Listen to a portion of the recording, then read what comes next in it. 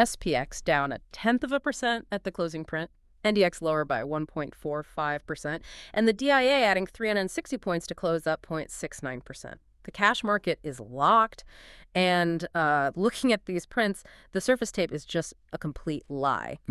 Okay, let's unpack this, because beneath that flat S&P number, there's a massive multi-billion-dollar sector rotation happening right now. Yeah, it's a massive head fake. I mean, if you just glanced at your screen today, you'd think the market took a nap. The S&P being down 0.10% is literally a rounding error. It looks like a classic sleepy summer Tuesday where everyone just left for the Hamptons early. Right, but the real money was aggressively relocating capital into the close. We are staring down this double-barrel catalyst tomorrow. Exactly. You've got Kevin Warsh and the Fed rate decision, and then almost immediately after the bell, you get mega cap tech earnings. Microsoft, Meta, Amazon.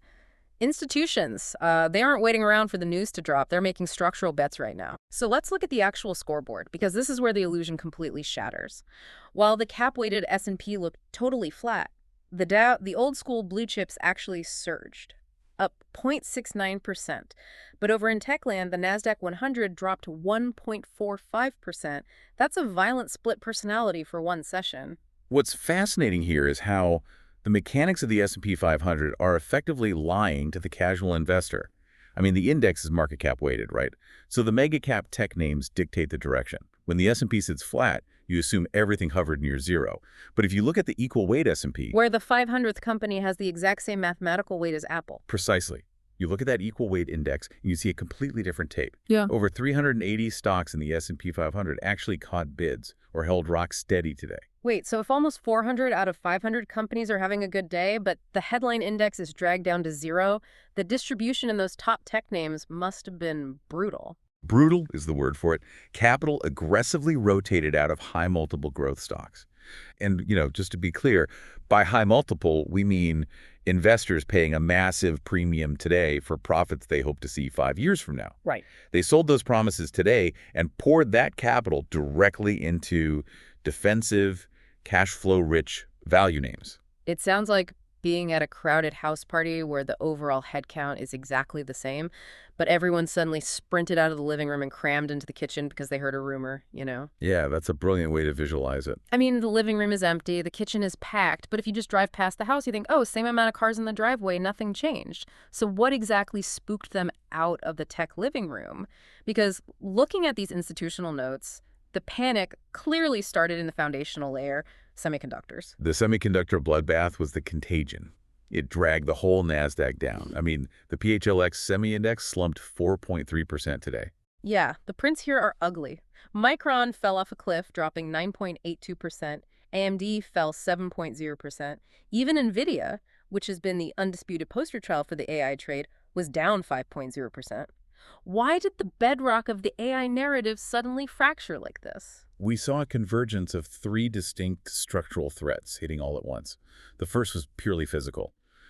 Overnight, we had reports of trading halts in Asian memory chip makers. And memory chips are basically the short-term recall function for these AI servers, right? Yeah. Without them, you can't process the data sets. Exactly. And institutions panic over physical halts because, you can't patch a factory from a laptop in Silicon Valley. It's hardware.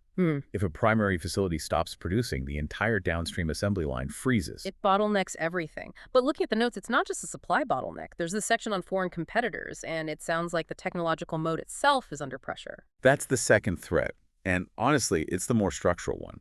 For years, U.S. and allied semis have operated with this seemingly impenetrable moat in advanced lithography, printing microscopic circuits. Right. The analysts modeled that foreign competitors were at least 5 years away from cracking that tack. Yeah, but today we saw mounting evidence that they've had significant breakthroughs. That 5-year moat might be shrinking to just a few quarters. Yeah. And if you're a PM holding semis at a massive premium based on a 5-year monopoly, and that monopoly evaporates. You'd have to dramatically reprice the stock immediately. You have to sell. Right, you hit the bid.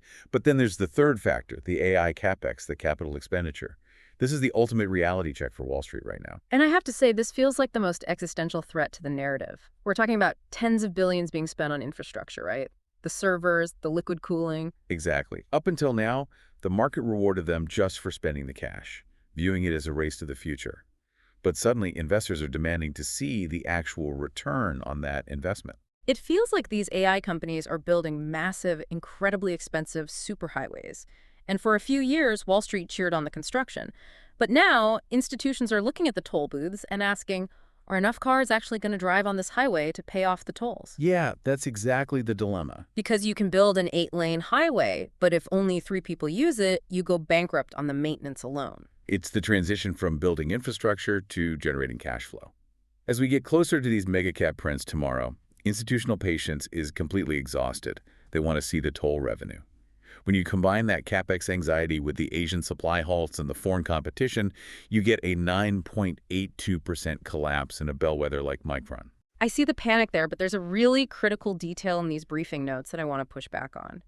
Despite this intense three-pronged attack on semis, real money actually bought the dip on the broader tech tape. I mean, the Nasdaq opened down 1.3%, nearing correction territory, but institutions absorbed that selling to close it at just down 1.45%. If the narrative is cracking, why catch a falling knife? Because they refuse to let the mega-cap tech sector structurally break down before the earnings actually hit the wire. Remember, Microsoft, Meta, Amazon, the report starting tomorrow. Institutions are building a defensive wall intraday. Just to hold the line. Exactly. They'll absorb the panic in semis to stabilize the index, because if Microsoft comes out tomorrow and just blows out their numbers, no portfolio manager wants to be caught sitting in cash. They're holding the line, but it's purely defensive. Okay, so if they're defensively holding tech, but total capital in the market stayed essentially flat, they must be aggressively going on the offense somewhere else. Where did all that liquidated semiconductor money flow into? It went straight into the revenge of the old economy. The volume here is wild for a market obsessed with AI. I'm looking at massive capital inflows into consumer staples, healthcare, industrials, utilities. Coca-Cola surged 5.8% today on 7% top-line revenue growth. Sherwin-Williams, the house paint guys, jumped 7.0%. Boeing bounced 4.9%. It's a classic flight to safety and reliable cash flow. When you have a Fed rate decision in 24 hours, plus all these swirling questions about AI profitability, you don't hold promises about the future. You hold companies generating tangible cash today. I hear that, but let me play devil's advocate for a second. We're in July 2026. Are you seriously telling me that the smart money on Wall Street is genuinely more excited about soda and house paint than the future of artificial intelligence? Well, if we connect this to the bigger picture, you have to understand the market isn't an excitement machine. It's a risk management machine. Institutions aren't buying Coca-Cola because it's a thrilling technology. They're buying it because it's an inflation-protected earnings generator with ultimate pricing power. Explain that pricing power dynamic, because that's the key to this whole rotation, isn't it? Absolutely.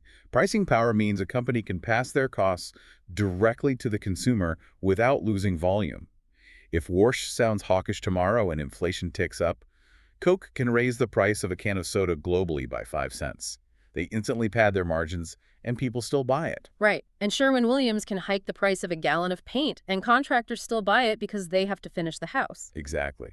Institutions want that tangible, proven pricing power today, rather than paying premium multiples for future AI promises right before a central bank speaks. They want the toll revenue today, not the promise of a highway tomorrow. And the notes point out another massive macro factor pouring gasoline on this old economy rotation. U.S.-Iran diplomatic talks advanced today, pushing global oil prices down.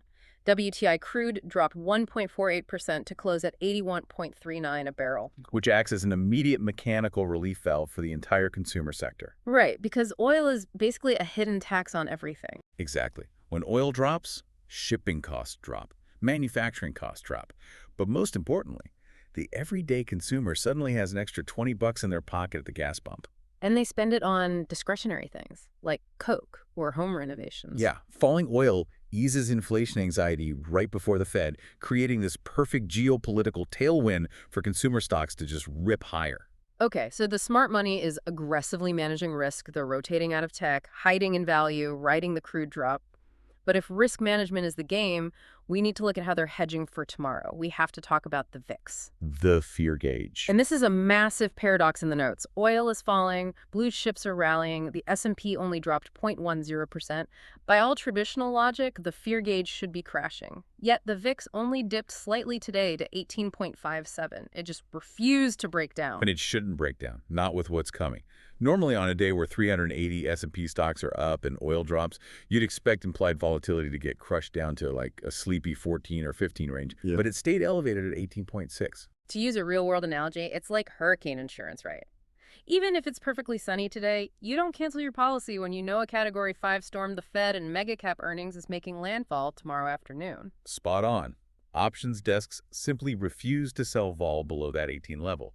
They know this double-barrel catalyst could create violent price swings. The market right now is in a tightly coiled posture. Here's where it gets really interesting, though. The actual options mechanics keeping this spring coiled. The notes detail this critical gamma wall at the S&P 500 level of 7,380 to 7,400. Yeah, this is the invisible architecture of the market that retail guys almost never see. Whenever you trade an options contract, there's an institutional dealer on the other side. And those dealers don't guess direction. They stay delta neutral. They have to constantly buy and sell the underlying stocks to balance their risk, and that's driven by gamma. Okay, so looking at today's tape, the S&P hit an intraday low of 7,382.64, just 2.5 points above that 7,380 gamma wall. And immediately, almost algorithmically, buyers stepped in and pushed the market back up. Why is 7,380 the magic line? Because 7,380 is the mathematical threshold for those dealers. As long as we stay above 7,380, they are in what's called positive gamma. So the dealers are acting completely mechanically. They aren't looking at fundamentals, just following a formula. Entirely mathematically. In positive gamma, when the market dips, the math literally forces these dealers to buy the dip to balance their books. When it rallies, they have to sell. They act like a giant trillion-dollar shock absorber. They pin volatility and keep the market chopping in a tight range. That's why 7,382 was defended so aggressively today. I see. But the massive risk here, the coiled spring, is what happens if we slip below that line. Say Warsh is hawkish tomorrow, says inflation is sticky, rates stay high, the market panics, S&P drops below 7,380. What happens to the shock absorber? It immediately turns into a downward accelerant. The moment we cross 7,380, positioning violently flips into negative gamma. The math reverses. Suddenly, when the market starts falling, dealers are forced to sell into those falling prices just to manage their risk. Wait, they're forced to sell when prices are already dropping? That's a recipe for a flash crash. It's a vicious cascading effect, yeah.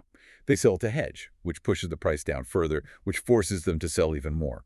Our sources have mapped this out perfectly. If 7,380 breaks tomorrow during the press conference, that negative gamma loop could flush the S&P down to the 7,350 level almost instantly. The floor just falls out. So you're either perfectly balanced above 7,380, stabilized by the math, or the spring snaps and you plummet to 7,350. It all hinges on how the tape digests the Fed and tech earnings tomorrow. Which makes tomorrow one of the most mechanically dangerous trading sessions of the year. The institutional money placed their bets today.